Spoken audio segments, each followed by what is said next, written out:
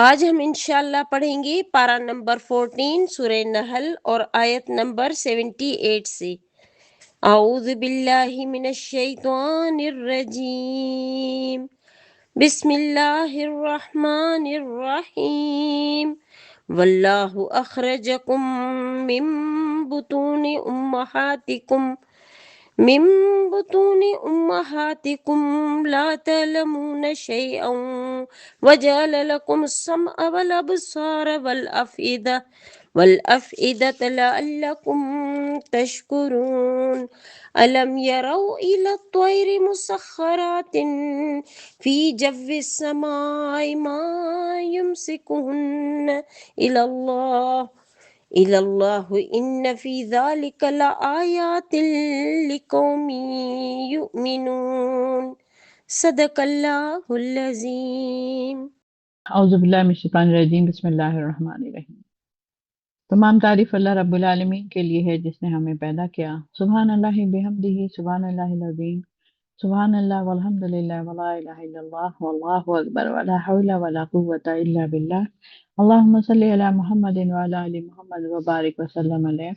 رب اشرح لی صدری ویسر لی امری واحلل عقدۃ من لسانی یفقہوا قولی، رب زدنی علما، اللہم فقہنا فی الدین، اللہم انی اسألک علما نافعا وعملا متقبلا ورزقا طیبا، آمین ثم آمین۔ بسم اللہ الرحمن الرحیم۔ یہ آیت نمبر 78 سورہ نحل، پارہ نمبر 14۔ اس میں اللہ رب العالمین فرماتے ہیں، اور اللہ نے تمہیں تمہاری ماؤں کے پیٹوں سے نکالا، تم کچھ نہیں جانتے تھے، اور تمہارے لیے کان، آنکھیں اور دل بنائے تاکہ تم شکر ادا کرو۔ یہاں پر یہ انسانی زندگی اور اس کے مختلف اطوار سے جو ہے ہمیں سبق لینا چاہیے، ٹھیک ہے؟ ہماری جو زندگی ہے اس کے مختلف اطوار سے ہمیں سبق کس طرح لینا چاہیے۔ یہاں پر اللہ تعالیٰ قرآن نے انسانی زندگی کی ایک چھوٹی سی مثال پیش کی ہے، کہ انسان کی ایک چھوٹی سی جو زندگی ہے اس کی ایک مثال بتائی ہے جس سے انسانی قوتیں عاجز ہیں، بلکہ تصور بھی عاجز ہیں، اور یہ واقعہ دن رات اور ہر لہجے میں ہمارے سامنے پیش آتا رہتا ہے۔ تو یہاں پر اللہ تعالیٰ یہی فرما رہے ہیں کہ اللہ نے تمہیں تمہاری ماؤں کے پیٹوں سے نکالا، تم کچھ نہیں جانتے تھے، اور تمہارے لیے کان، آنکھیں اور دل بنائے تاکہ تم شکر ادا کرو۔ یہ ایک بہت ہی ایسا غیب ہے جو قریب ہی ہے مگر بہت گہرا ہے، اور کیونکہ یہ غیب ہے، چھپی ہوئی چیز ہے، لیکن بہت اس کے اندر گہرائی ہے، کہ جو یہاں پر بتائی جا رہی ہے کہ بچے جو ہیں وہ اس پر گزرنے والے احوال اور اطوار کہ جو الگ الگ قسم کے آلات سے دیکھتے ہیں، مگر وہ یہ نہیں جانتے کہ کیوں کر پیش آئے گا، اور انہیں انتہا تک پہنچے گا کیسے۔ وہ اس کا سبب کیا ہے کہ ان کے بھید جو ہوتی ہے اللہ کی، وہ چھپی ہوئی ہوتی، چھپی ہوئی زندگی کا بھید ہے، ہماری چھپی ہوئی زندگی کا بھید ہے، کہ اب اندر کیا ہے، کیسے بنا، کیسے ہو رہا ہے، کیا کچھ پروسیس سے گزر رہا ہے، ہم یہاں پر ہاتھ دھر کے بیٹھے رہتے ہیں، ٹھیک ہے؟ لیکن وہ ساری جو مشین جو اندر اللہ تعالیٰ جو اس کی نقشہ نگاری کر رہا ہے، اس کو نقص سے درست کر رہا ہے، اس کو تو بہترین طریقے سے اس کی تخلیق کر رہا ہے، یہ ساری ایک بھید ہے چھپی ہوئی جو ہمیں نہیں پتہ چلتی ہے۔ اور زندگی اس علم کا انسان دعویٰ کرتا ہے، پھر جس علم کا انسان دعویٰ کرتا ہے وہ اس پر فخر و غرور کرتا ہے، جیسے کسی بھی انسان کسی بھی چیز کے اوپر بڑا فخر کرتا ہے، بہت علم ہے ہم کو، بہت سب کچھ پتہ ہے، لیکن یہ سب جو پروسیس سے جو گزارا ہے اللہ تعالیٰ نے، یہ کسی کو بھی نہیں پتا ہے۔ وہ چاہتا ہے کہ اس کے ذریعے سے قیامت اور غیب کا علم حاصل کرے۔ جب میں ایسی چیز کر سکتا ہوں تو تم سوچ لو کہ جب قیامت ہوگی اور غیب ہے، یہ سب چھپی ہوئی چیز ہے، قیامت بھی ہمیں نظر نہیں آ رہی ہے، غیب بھی ہمیں نظر نہیں آ رہا ہے، اس میں کیا کیا چیزیں ہو رہی ہیں، تو یہ ساری چیزیں جو ہے غیب کا علم حاصل کرتا ہے۔ یہ ایک جدید جو ہے سائنسی علم ہے، اس کو لوگ ریسرچ کرتے ہیں کہ کیسے ہوا، اب کیا پروسیس تھا، اب کیا تھا، الٹرا ساؤنڈ اور ایکس رے اور یہ اور وہ چیزوں سے انسان جو ہے اپنی سائنسی علم کے ذریعے سے اس کی معلومات میں اضافہ کرتا ہے۔ اور اللہ تعالیٰ جو فرماتے ہیں کہ اس نے انسانوں کو ان کی ماؤں کے بطن سے نکالا جس کے بارے میں تم خود نہیں جانتے، ٹھیک ہے، اس کی صداقت کا علم عالم یہ تھا کہ ہر عالم اور ہر جو ہے جو کی پیدائش جو ہے اس کی اپنی ماں کے پیٹ سے باہر آنا، جو کچھ وہ نہیں جانتا تھا، نہیں پتا تھا کہ کیسے ہوگا اور کیا ہوگا، بہت ہی تھوڑا علم اسے حاصل ہے، اور وہ جتنا علم چاہتا ہے انسان کو اللہ تعالیٰ پھر اتنا ہی عطا فرما دیتے ہیں۔ اور یہ سب جو سیارے ہیں سب اس کو جو اس کا بھی نہیں اندازہ ہے، لیکن آئندہ جو ہیں پتہ پہ پتہ کر رہے ہیں کہ یہ کیسے ہوا، کتنے میگنیٹ ہے، کتنی کیا کیا چیزیں ہیں۔ تو اس میں زمین کا بھی انسان کے لیے ایک حصہ ہی کھلا ہے، پانی، باقی پانی کے جو ہے نا وہ ساری چیزیں پانی سے ہی سب کچھ ہے۔ پھر اللہ تعالیٰ اپنی قدرت کاملہ سے انسان کو آج کان اور دل کے آلات اور قوتیں بخشی ہیں، یعنی کہ آپ دیکھیں کان سے کتنے زبردست قسم کی چیزیں ہیں جو ہمارے کان میں آواز جاتی ہے، جس کے کان میں کوئی مسئلہ ہو جاتا ہے اس کو پھر کوئی آلہ لگانا پڑتا ہے تاکہ اس کو آواز جائے۔ تو یہ اللہ تعالیٰ نے ہمیں کیسی زبردست چیز دی ہے کہ ہمارے کان میں کوئی آلے کی ہمیں ضرورت نہیں ہے، ہماری آنکھوں میں کوئی ضرورت نہیں ہے کوئی مشین سے کوئی چیز لگایا جائے، ہماری زبان میں کوئی چیز نہیں، ایسی ضرورت نہیں ہے کہ میں کس طرح بولوں، صحیح بول نہیں رہی ہوں تو اس کے لیے کوئی مشین یا کوئی ایکس رے یا کوئی آپریشن کوئی بھی کر کے، لیکن اللہ تعالیٰ نے کتنی پیاری طریقے سے ہمارے نک سک سے ہمیں درست فرمایا ہے۔ یہ سب جو ہے انسان کے تمام آلات جو ہے حفظ و فہم پر بولا جاتا ہے۔ اسی طرح قلب کا جو لفظ ہے وہ بھی اللہ تعالیٰ نے اسی معنی میں استعمال فرمایا ہے۔ قلب، ہمارے دل کیسے دھڑک رہا ہے، کیسے اچھل رہا ہے، کیسے ایسے ہو رہا ہے، کیسے اتنا فاسٹ چلتا ہے، یہ کون کر رہا ہے، یہ سب کیسے ہو رہا ہے، یہ سب چیزیں، یہ الفاظ عقل پر، ادراک و الہام کے پوشیدہ اعضاء پر بھی بولا جاتا ہے، یعنی کہ یہ سب چیزیں ہماری پوشیدہ الہام ہے، چھپی ہوئی۔ اور اس آیت میں اللہ تعالیٰ نے گویا انسان کو شکر کی ترغیب دی ہے، اور تمام قوتوں پر اللہ تعالیٰ کا شکر ادا کرنا چاہیے۔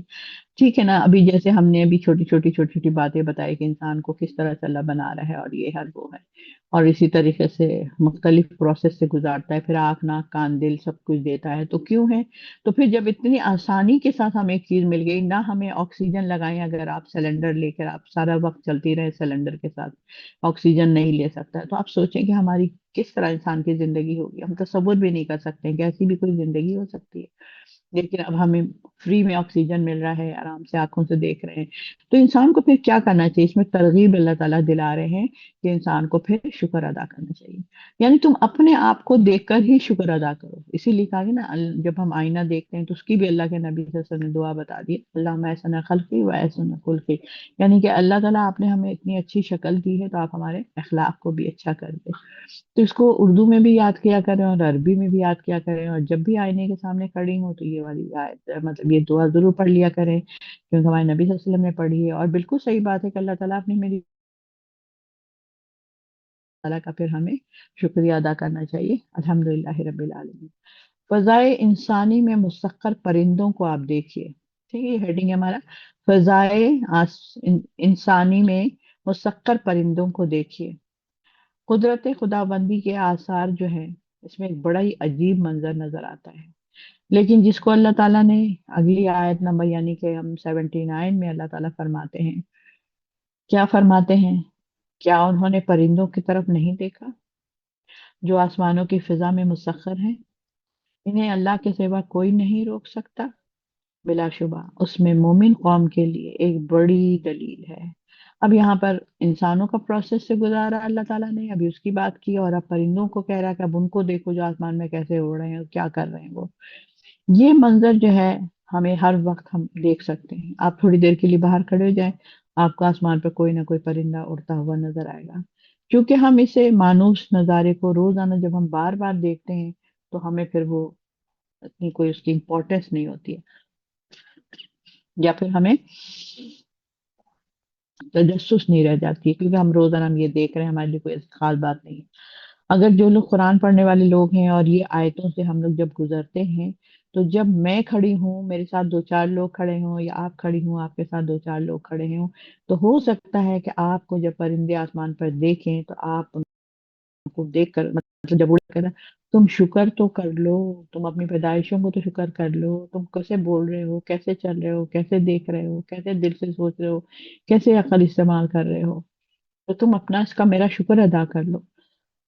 لیکن بہت کم لوگ ایسے ہوتے ہیں جن کو ان سب چیزوں کا خیال ہوتا ہے، لیکن جب ہم بار بار قرآن پڑھتے ہیں، بار بار اس آیتوں سے گزرتے ہیں، تو پھر ہمیں اس طرح کے سوچ ہمارے اندر آنی چاہیے۔ اور اس کے بعد ہم یہ اپنی زندگی میں پہلی بار دیکھیں تو اس کا ہمارا بھی، اگر ہم پہلی دفعہ دیکھیں، اگر کہیں سے ایسے جیلوں سے نکل کے آؤ یا کوئی ایسی جگہ سے نکل کے آؤ جیسے آپ کبھی پہاڑی آئے نہیں ہو، پھر آپ جب دیکھو گے تو یہ سب کیا ہو رہا ہے، کیسی چیزیں اڑ رہی ہیں، چل رہی ہیں، پھر رہی ہیں، تو آپ پھر حیران ہوں گے۔ انسان قلب اسے غور سے اس وقت تک دیکھتا ہے، انسانی قلب جو ہے اسے غور سے اس وقت دیکھتا ہے جب وہ بیدار ہو جاتا ہے، یعنی کہ اگر آپ کو اللہ کی آیتوں کو بیدار کر کے اپنی سوچ کا زاویہ جب بدلیں گی تو آپ کو یہ کائنات میں چیزیں نظر آئیں گی، ٹھیک ہے؟ اور اگر نہیں تو پھر نظر نہیں آئیں گی۔ اب ابھی جیسے کہ ایک دم سے مجھے کلک ہوئی کہ اگر آپ بہنیں بیٹھ کے دھیان سے قرآن ابھی سن رہی ہوں گی، اگر لے کر بیٹھی ہوں گی اور آرام سے سن رہی ہوں گی، تو آپ کو یہ سب سمجھ آئے گی، ورنہ آپ چلتے پھرتے آپ کو گہرائی کی باتیں بھی سمجھ میں نہیں آتی ہیں۔ تو انسانی قلب جو ہے نا اس وقت اس کو دیکھتا ہے غور سے، کب؟ جب وہ بیدار ہوتا ہے اور کائنات کو شخص کی آنکھ سے دیکھتا ہے جس کا دل بیدار بخشا گیا ہے۔ اللہ نے جس دل کو بیدار رکھا ہے، جاگا ہوا دل ہوتا ہے، وہ سوچ رہا ہوتا ہے کائنات پر، چیزوں پر، ادھر ادھر، ہر چیز میں اس کو اللہ رب العالمین کی باتیں یاد آتی ہیں کہ کس نے بنایا، کیسے بنایا، کس طرح بنایا۔ آسمان میں چکر باندھنے والے پرندے کا نظارہ شعور کی حس کو جوش دلاتا ہے۔ آپ شعور کے ساتھ جب دیکھیں گے کہ چڑیا اتنی ساری اڑ رہی ہے، ایک طرح کے پرندے ایک لائن سے اڑ رہے ہیں یا کیسے گول بنا کے اپنا دائرہ بنا کے چل رہے ہیں، تو پھر آپ کے اندر وہ آپ کو شعور آئے گا۔ اور اس کے قدیم مگر شعور جو ہے وہ جدید نظریے پر بھڑک اٹھتا ہے کہ ان پرندوں کو اللہ کے سوا کوئی بھی اوپر نہیں روک سکتا۔ وہ جان لیتا ہے کہ اللہ تعالیٰ نے پرندوں کو اپنی قوانین نے فطرت کے ساتھ اس کائنات کی فطرت سے ہم آہنگ کر دیا ہے۔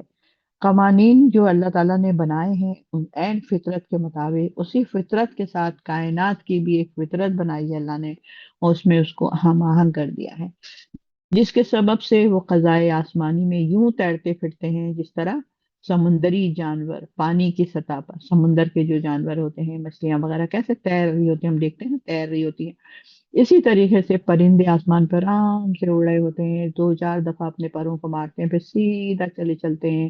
تو یہ سب ایک آپ کے سامنے، کون لوگ اور ایسی باتیں سوچیں گے؟ جو لوگ قرآن کے ساتھ جڑے ہوئے ہیں، جو کائنات پر غور کرتے ہیں، جو اللہ کو یاد کرتے ہیں، اللہ کی بناوٹ کو دیکھتے ہیں، ان لوگوں کا یہ ذہن جو ہے بیدار رہتا ہے۔ اور پانی کی سطح پر، پانی کے اندر بے خوف اور خطرہ وہ سب مچھلیاں وغیرہ جیسے تیر رہی ہوتی ہیں۔ اسی طرح پرندے فضائی آسمان سے نیچے نہیں گرتے، وہ آرام سے اڑے ہوتے ہیں، ان کو کوئی ڈر نہیں ہوتا کہ میں نیچے گر جاؤں گا۔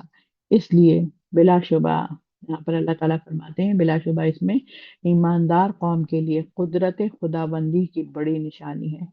قدرت خداوندی کی بڑی نشانی ہے۔ ایک مومن دل ہی کائنات اور مخلوق کی عجائبات کو سمجھ سکتا ہے، ٹھیک ہے نا؟ ایک مومن جو ہوتا ہے اس کا جو دل ہوتا ہے نا، مومن کے جو دل ہوتے ہیں اس میں کائنات اور مخلوق کے عجائبات اس کو نظر آتے ہیں، ورنہ جن کے اندر جو مومن کا دل نہیں ہوتا ہے انہیں ہر چیز بس ایسی ایک روٹین کے مطابق نظر آتی ہے۔ اس کو وہ شعور بخشا گیا ہے یہاں پر، یہ شعور اللہ تعالیٰ نے ہمیں دیا ہے کن لوگوں کو؟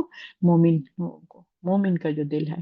تو آپ اور میں اپنا اپنا جائزہ لیں کہ کیا میں ایک مومن کے دل کے حساب سے سوچتی ہوں ہر چیز میں؟ اللہ کو دے اندر آتا ہے مجھے؟ یا پھر ہم ایسے الرٹ اب دیکھتے ہیں کہ تو ساری چیزیں بنی ہیں تو اس میں کیا غور کرنے کی بات ہے؟ ابھی یہاں پہ فرض کریں آپ کسی ٹیبل پر بیٹھی ہوں گی، اسٹڈی ٹیبل پہ، تو آپ کے سامنے کتنی چیزیں رکھی ہوں گی، تو ہو سکتا ہے کسی کے پاس چائے کی پیالی بھی پڑی ہو سکتا ہے کسی کے پاس جوس کا کوئی کین بھی پڑا ہو، کوئی اور کتابیں بھی پڑھی ہوں، پینسلیں بھی پڑھی ہوں۔ تو ہمیں ہر چیز سے ہم کچھ نہ کچھ سوچیں، یہ پانی سے ہم کیا کرتے ہیں؟ یہ ٹھنڈا پانی بھی ہے، رنگین پانی بھی ہے، میٹھا پانی بھی ہے۔ اب آپ کو قرآن کی آیت بھی یاد آ جائے گی۔ اسی طرح اگر پینسل آپ کو نظر آ رہی ہے یا پین نظر آ رہا تو آپ اسے بھی سوچ سکتے ہیں کہ اللہ تعالیٰ نے کتنے درخت سے پینسلیں لکڑی بنی ہے، اور اللہ تعالیٰ نے کتنے انسان کو عقل دی ہے کہ کس طرح پین بنانا چاہیے، کس طرح کاغذ بنانا چاہیے، کس طرح چیزیں بنانی چاہیے۔ تو اللہ تعالیٰ نے جب انسان کو پیدا کر رہا تھا تو کیا کہا تھا فرشتوں کا؟ میں انسان بنانے والا ہوں۔ اللہ تعالیٰ اپنے کیوں بنا رہے ہیں؟ دنگا فساد مچائیں گے زمین میں، خون ریزیاں کریں گے؟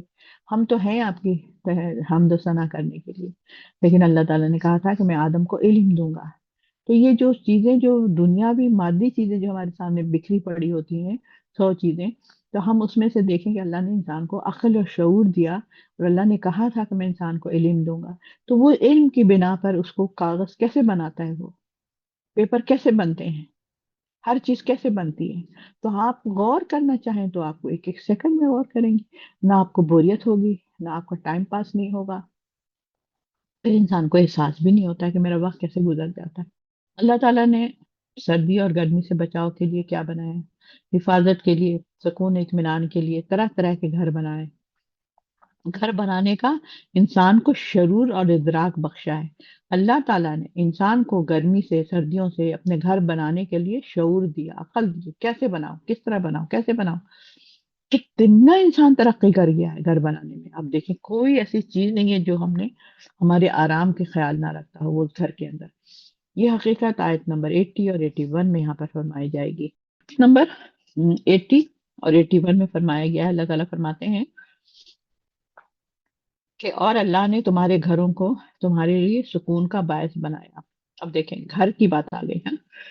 تمہارے گھروں کو تمہارے لیے سکون کا باعث بنایا، اور تمہارے لیے جانوروں کی کھالوں کے گھر بنائے، یعنی خیمے اور سائباں وغیرہ، جن کو تم سفر اور اقامت میں ہلکا جانتے ہو، اور ان کی صوف سے، اون سے اور بالوں سے سامان اور ایک وقت تک کے لیے متاع حیات بنایا.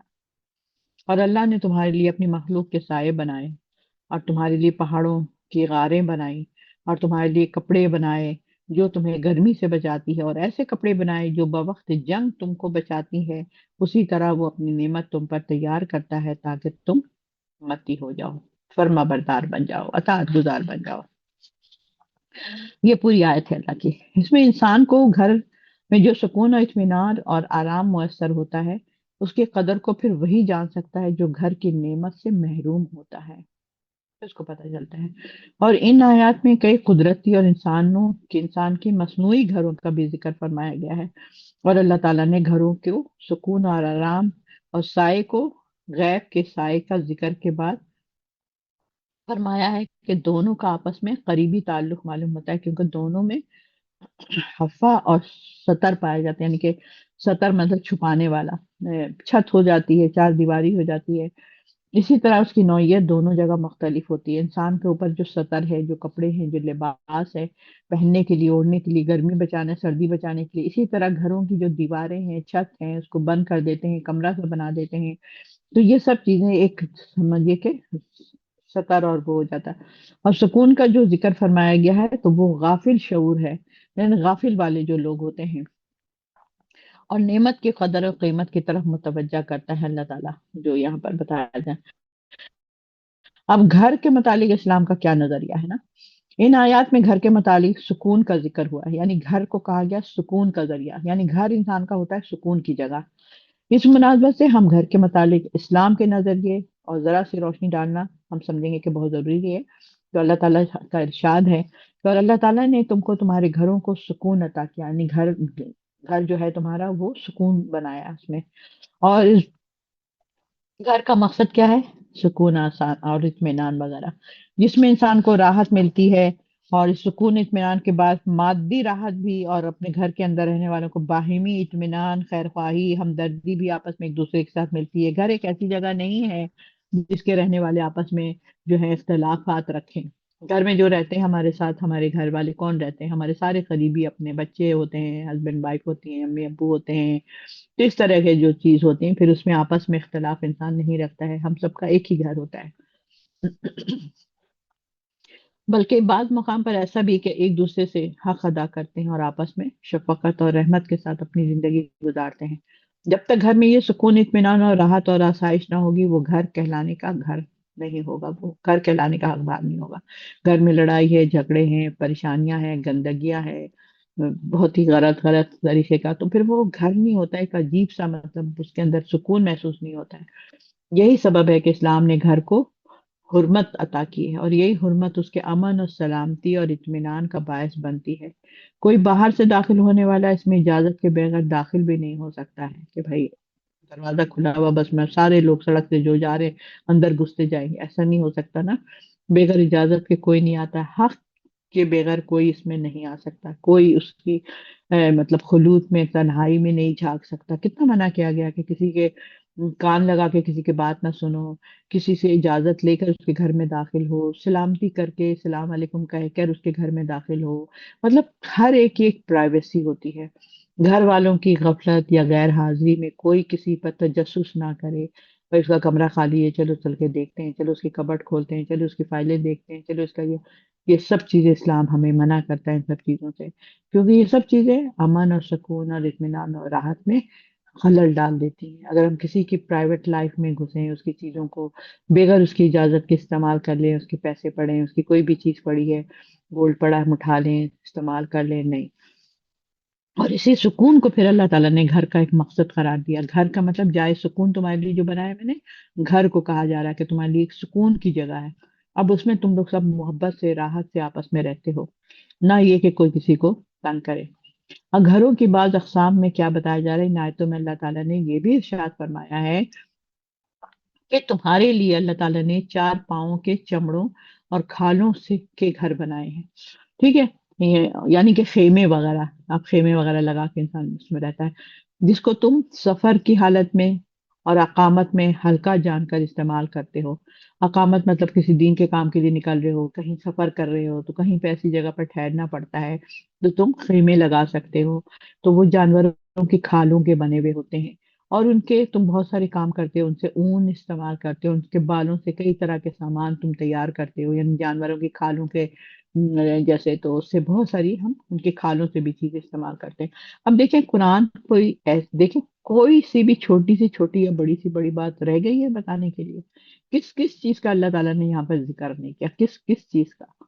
اگر میں کسی سے کہوں کہ بتائیں آپ مجھے 1 منٹ میں، آپ نے مجھے 15 چیزوں کے قرآن کے حوالے سے آپ مجھے بتائیں، آپ فٹافٹ سب کچھ بتائیں گے۔ اس میں گھر کا بھی ذکر ہے، اس میں شوہر کی بھی ذکر ہے، اس میں بیٹوں کا بھی ذکر ہے، اس میں بیٹیوں کا بھی ذکر ہے، اس میں پرندوں کا بھی ذکر ہے، اس میں فرشتوں کا بھی ذکر ہے، اس میں پانی کا بھی ذکر ہے، اس میں مچھلیوں کا بھی ذکر ہے، اس میں مکڑی کا بھی ذکر ہے، اس میں کتے کا بھی ذکر ہے۔ مطلب آپ بتاتی جائیں، بتاتی جائیں، بتاتی جائیں، بتاتی جائیں، 1 منٹ میں دیکھوں گے ایک آدمی کتنے نام بتا سکتا ہے، کیونکہ یہ سب چیزیں کیا ہیں جو ہماری دنیا میں سامنے ہمارے نظر آتی ہیں، وہی چیزیں قرآن کے اندر لکھی ہوئی ہیں۔ تو قرآن کوئی ایک عجوبہ کتاب تو نہیں ہے کہ بھئی یہ تو ہم اس کو جانتے ہی نہیں ہے، گھر کیا ہوتا مجھے تو پتہ ہی نہیں ہے، گائے کیا ہوتی مجھے تو پتہ ہی نہیں ہے کہ کون سی گائے ذبح کروں، منا سلوا کیا ہوتا مجھے تو پتہ ہی نہیں ہے، کھیرا ترکاری کیا ہوتا مجھے تو پتہ ہی نہیں ہے۔ انہیں سب چیزوں کا ذکر اللہ نے کیا نا، انار کا، انگور کا ہے۔ تو یہ سب کیا ہے؟ یہ قرآن کو ہم عام بس اس کو بہت ہلکے انداز سے لے کے چلیں گے، بھئی ہم نے اس کو پڑھنا ہے، عمل کرنا ہے، یہ نہیں ہے، اور اس کی عزت کرنی ہے۔ مطلب اس کو پڑھیں تو صحیح نا، ہمارا ہی تو ذکر ہے جو میں صبح سے شام کری، اب میں گھر میں بیٹھی ہوئی اسی گھر کا ذکر اللہ تعالیٰ یہاں پر ابھی بتا رہا ہے، اور اس کو جب میں ایک ایک چیز اس کو میں کھول کھول کے بتا رہی ہوں تو لگ رہا ہے ارے واہ، اچھا یہ بھی بات ہے اس میں لکھی ہوئی، اچھا یہ بھی بات ہے اس میں لکھی ہوئی، کہ ہم کیا کرتے ہیں چمڑوں سے، کھالوں سے خیمے بناتے ہیں، کب بناتے، کیوں بناتے ہیں؟ سفر کے لیے بناتے ہیں، اقامت دین کے لیے۔ جب ہم تبلیغ کرنے گھر سے باہر نکلتے ہیں تو ہر جگہ تو ہمیں گھر تو نہیں ملے گا، ہم کسی کے گھر میں تو نہیں رہ سکتے، تو ہم کیا کریں گے؟ ہم نے خیمہ ڈال لیا، ہم اپنا کہیں رک گئے اور اپنا دین کا کام کرنے کے لیے نکل گئے۔ تو اسی طریقے سے یہاں پر ہے، اس کے اون اور بالوں کے کئی سامان اور فائدے کی چیزیں تیار کیا ہے اللہ تعالیٰ نے یہاں پر فرما رہے ہیں۔ اور اون اور بالوں سے اب سفری خیمے جیسے کہ کپڑے کے نہیں ہوتے ہیں تو کھم کھم اس کے ہوتے ہیں، چمڑے وغیرہ کے ہوتے ہیں، یہ حضور صلی اللہ علیہ وسلم کے استعمال میں بھی رہا ہے۔ خیمہ حدیث میں آیا ہے کہ سرخ کھالوں کا خیمہ، سرخ کھالوں کا خیمہ حدیث میں آیا کہ حضور صلی اللہ علیہ وسلم اس کو استعمال کیا کرتے تھے۔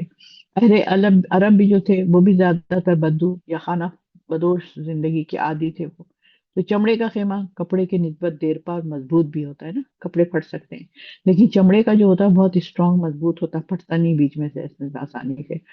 پھر جانوروں کے اون اور بالوں سے بہت ساری چیزیں، سامان آرائش، سامان راحت، بستر وغیرہ سب تیار کیے جاتے ہیں۔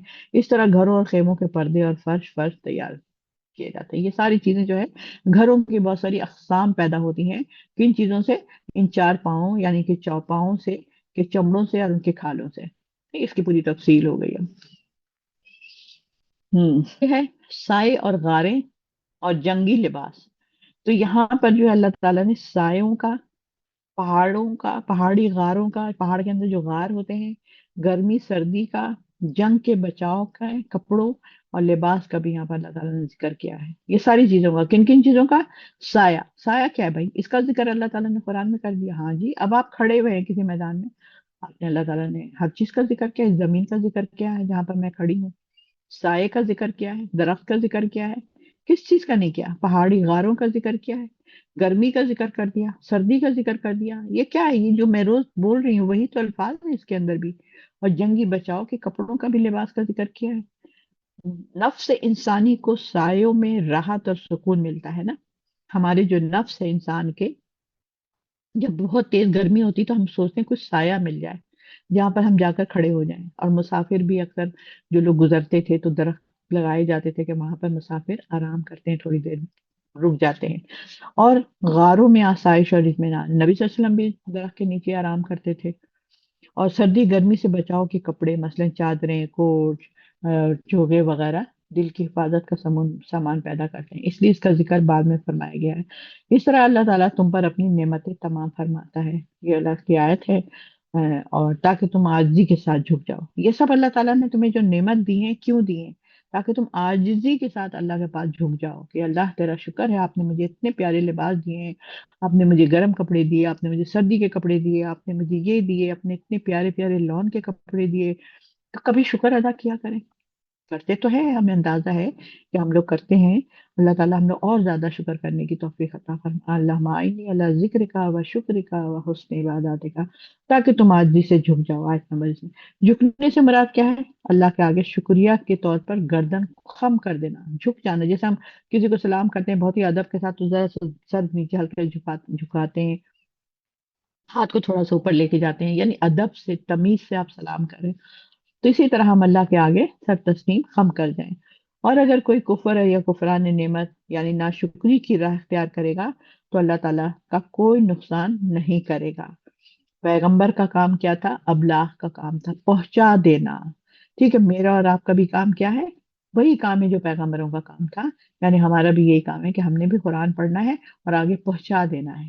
اگر کوئی آدمی اس کے انٹی چل رہا ہے، الٹا چل رہا ہے، نہیں مان رہا ہے، تو ہم اس کو فوراً یاد دلائیں کہ دیکھو اللہ تعالیٰ قرآن کے اندر اس چیز کے لیے منع کرتا ہے. تجسس نہ کرو، ٹومے نہ پڑھو، جھوٹ مت بولو، احسان مت کرو، مطلب احسان نہ جتاؤ. اس قسم کی جو بھی چیزیں ہیں جو ہماری زندگی میں آتی ہیں وہ ساری چیزیں اللہ تعالیٰ قرآن کے اندر فرماتے ہیں. تو پیغمبر کا جو کیا کام تھا؟ ابلاغ کا کام تھا، پہنچا دیا انہوں نے. اور وہ اس نے کر دیا، کر کے بھی دکھایا کہ اس طرح کرنا. اللہ کی نعمتوں کو جان کر اس کی ناشکری کرنا، جان کر اس کی ناشکری کرنا انسانی شرافت اور تقریب کے خلاف ہے. کوئی چیز ہمیں اتنی اچھی کھانے کو ملی ہے، مجھے پسند نہیں آ رہا، اس کا ذائقہ پسند، ہم نے کہا مجھے تو یہ بالکل پسند نہیں. بالکل مطلب کیا کبھی بھی پسند نہیں ہے یا آج ہی پسند نہیں ہے؟ نہیں، مجھے کبھی بھی پسند نہیں. تو اللہ تعالیٰ نے تو کیا کہہ دیا تھا سورہ تحریم میں، جب شہد کے لیے جو بات ہوئی تھی، نبی صلی اللہ علیہ وسلم کی زوجہ محترمہ نے شہد ان کو کھلا دیا تھا. مغیرہ شہد تھا، ایک پھل جڑی بوٹی کا، تو اس میں سے اسمیل آتی تھی. تو آپ صلی اللہ علیہ وسلم نے کہا کہ ٹھیک ہے، اب ہم اس کو نہیں کبھی کھائیں گے. ساری بیویوں نے جتھا کر لیا کہ جب نبی صلی اللہ علیہ وسلم آئیں گے تو ہم سب یہی کہیں گے کہ آپ کے منہ سے اسمیل آ رہی ہے. تو آپ نبی صلی اللہ علیہ وسلم کو تو کوئی بھی اسمیل، کوئی بھی بدبو ان کو بالکل پسند نہیں تھی. تو آپ صلی اللہ علیہ وسلم نے کہا کہ ٹھیک ہے، آج کے بعد سے میں یہ شہد کبھی نہیں پیوں گا. اللہ تعالیٰ نے قرآن کی صورت آیت اتار دی. اے نبی صلی اللہ علیہ وسلم، آپ نے اللہ کی حلال کی ہوئی چیزوں کو اپنے اوپر حرام کیسے کر لیا؟ تو کیا وہ صرف نبی صلی اللہ علیہ وسلم کے لیے آیت آئی تھی؟ وہ آیت ہم سب کے لیے تھی میری پیاری بہنوں. تو ہمیں کسی بھی چیز کا اپنے اوپر سختی نہیں کرنی ہے کہ یہ اللہ نے کہا ہے، ہم نہیں کر رہے. ایک منٹ. کہ اللہ کے نعمت کو ناشکری نہیں کرنا ہے، انسان شرافت کے خلاف نہیں جانا ہے، شرافت کے دائرے میں رہنا ہے. بس اگر یہ منہ پھیریں تو تمہارے ذمے صرف صاف صاف پہنچا دینا ہے. اب اللہ تعالیٰ کیا فرما رہے ہیں یہاں پر؟ فرما رہے ہیں اللہ کہ اگر یہ منہ پھیرے تو تمہارے ذمے صاف صاف پہنچا دینا ہے. وہ اللہ کی نعمت کو پہچانتے ہیں اور پھر اس کا انکار کرتے ہیں، اور ان میں سے وہ پھر اکثر کافر بھی ہوتے ہیں. آیت نمبر 82 اور 83 کی آیت تھی ابھی یہاں جو میں نے پڑھا آپ کو. تو یہاں پر کیا کام ہے ان کا؟ پہنچا دینا. تو وہی بات ہے کہ ہم نے، اللہ تعالیٰ نے جو چیز ہمارے لیے حلال کی ہے وہ حلال ہے، جو حرام کی ہے وہ حرام ہے. غور و فکر ہم سب کو کرنا چاہیے، اللہ کی نعمتوں کا شکر ادا کرنا چاہیے. یہ ساری چیزیں ہمیں آج کے اس میں ملی ہیں.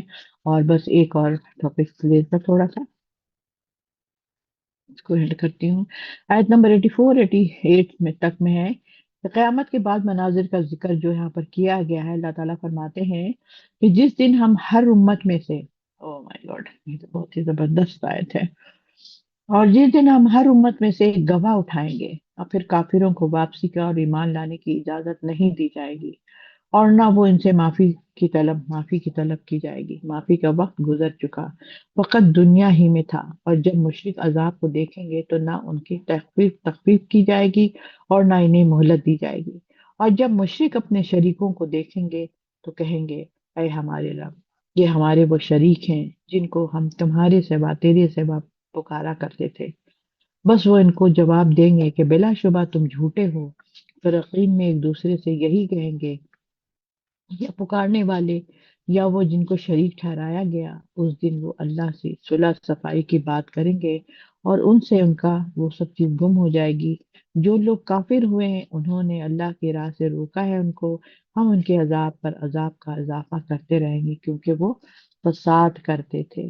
تو یہاں پر جو ہے نا یہ پورا جو ہے رسولوں کی شہادت سے پتہ چلتا ہے، اس منظر میں بتایا جا رہا ہے، اور وہ تبلیغ کرتے تھے، ان کو تکذیب کے متعلق اپنی قوم کے بارے میں وہ جانتے ہوں گے کہ میری قوم کیسے مجھے تکذیب کرے گی، کیسے مجھے جھٹائے گی، اور وہ اللہ کے حضور بطور شہادت پیش کریں گے نبی، جو اسے کہا گیا نا کہ قیامت کے دن کیا ہے کہ جس دن ہم ہر امت میں سے ایک گواہ اٹھائیں گے، تو اس وقت جو ہے نا گواہی دو بھائی، ہاں امت یعنی کہ تمام جو قومیں گزری ہیں، قوم لوط، قوم شعیب، عیسیٰ السلام کی قوم، موسیٰ علیہ السلام، نوح علیہ السلام، جتنے بھی سب، تو اس سب کے جو ہے ان کے قوم سے گواہی لیا جائے گا کہ ہاں بھی بتاؤ تمہیں نبیوں نے پیغام پہنچایا تھا یا نہیں پہنچایا تھا، اور آگے ایک جگہ پر آیت آتی ہے اور تم لوگوں پر گواہ ہوگے، رسول تم پر گواہ ہوگا اور تم لوگوں پر گواہ ہوگے، یعنی کہ رسول صلی اللہ علیہ وسلم ہمارے بارے میں گواہی دیں گے کہ ہاں میں نے یہ پیغام ان لوگوں کو پہنچایا تھا، اور اب تم گواہی دو گے، یعنی میں اکیلے اللہ کے کٹہرے میں کھڑی ہوں گی اور میں گواہی دوں گی کہ میں نے یہ پیغام اللہ کا پہنچایا تھا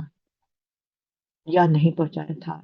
اسی طرح آپ سب اپنے اپنے کھٹہرے میں کھڑے ہوں گے کہ آپ نے اپنی میٹ کو، اپنے رہنے والوں کو، اپنے ملنے جلنے والوں کو، اپنے رشتہ داروں کو، جہاں جہاں تک بھی آپ جاتی تھیں دنیا میں زمینوں پہ، تو آپ نے کیا لوگوں کو اپنے دین کا پیغام پہنچایا تھا؟ یہ بہت بھاری، میری پیاری بہنوں، بہت بھاری ذمہ داری ہے یہ۔ تو یہاں پر اللہ تعالیٰ جو ہے کہہ رہے ہیں کہ نبیوں سے پوچھا جائے گا، اور شہادت بطور شہادت پیش ہوں گے نبی، کافر اسی عرصے میں میدان میں کھڑے ہوں گے، ان کو بولنے اور ان کی دلیل بازی کرنے کا جواب دینے کی اجازت نہیں ان کو دی جائے گی، وہ تو فوراً کہیں گے نہیں نہیں ہمیں تو انہوں نے نہیں بتایا تھا، تو ان کی زبان کو اللہ تعالیٰ روک لے گا، نہیں بول سکیں گے، نہ وہ کسی کو سفارشی لا سکیں گے، نہ وہ کسی قول و عمل سے اپنے رب کو راضی کر سکیں گے، تو معذرت ہے، اور اس طریقے سے وہ ہوگا۔ پھر ان شریکوں کی طرف اشارہ کر کے کہیں گے کہ اے ہمارے رب، یہ ہمارے ساختہ اور شریک تھے، یہ تو لا شریک ہے، یعنی آپ وہ شریک نہیں لیکن یہ ہمیں جو ہے شریک بنایا کرتے تھے، تو یہ سارا اس دن جو ہے نا سارا منظر اور سارا نظام جو ہے نا سامنے کھل کے آ جائے گا، کس نے کیا کام کیا ہے، اپنے کس نے کیسے وقت کو ضائع کیا ہے، کس نے کسی کو حق پہنچایا ہے اللہ کی طرف سے، کسی بھی شکل میں، ہلکی ہو پھلکی ہو، جان سے ہو، مال سے ہو، زبان سے ہو، لیکن آپ نے دین کا کام کرنا ہی کرنا ہے، ورنہ پھر اللہ کے یہاں ہماری بڑی سخت پکڑ ہو جائے گی۔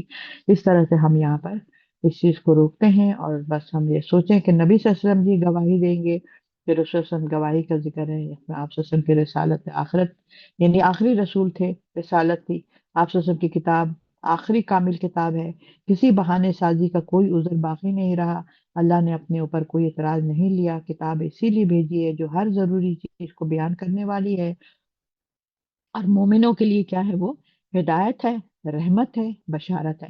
ہدایت ہے یعنی آپ اس سے پوچھئے کہ کیا کرنا ہے، کیا نہیں کرنا ہے، کہاں پر کرنا ہے، کب رکنا ہے، کیسے کرنا ہے، یہ ساری چیز آپ کو قرآن سے ملے گی، اور پھر اللہ کی رحمت آپ پر برسے گی اگر آپ نے قرآن پر عمل کرنا شروع کر دیا، تو اللہ تعالیٰ کی دیکھیے گا کہ کیسے اللہ آپ کے لیے آسانیاں کرے گا، کیسے آپ کے سارے کام بنا دے گا۔